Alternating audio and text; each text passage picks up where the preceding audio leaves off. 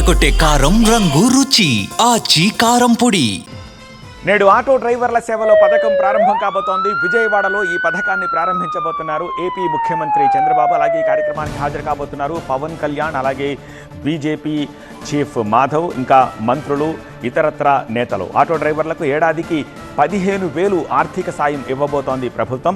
2,90,234 మంది అర్హులుగా గుర్తించారు. ఆటో డ్రైవర్ సేవలో పథకం కోసం సాలీనా 435 కోట్లు కేటాయిస్తోంది ప్రభుత్వం.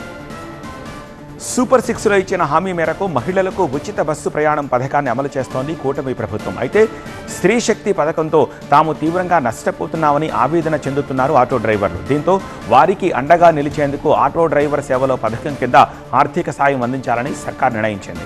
ఈ పథకం కింద ఆటో డ్రైవర్లు, టాక్సీ, మ్యాక్సీ క్యాబ్ డ్రైవర్లకు ఏడాదికి 15,000 రూపాయల ఆర్థిక సాయం అందిస్తోంది ప్రభుత్వం.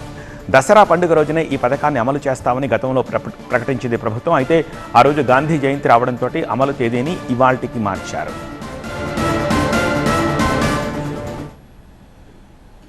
ఏదైతే స్త్రీ శక్తి పథకం ద్వారా మహిళలకి ఉచిత బస్సు సౌకర్యం ఏదైతే కల్పించామో, ఇప్పటికే 10 కోట్ల మంది మహిళలు ఈ పథకాన్ని వినియోగించుకోవటం, మహిళలందరూ కూడా సంతోషంగా ఆమోదించి పథకాన్ని వినియోగించుకుంటూ మనందరం కూడా చూస్తున్నాం.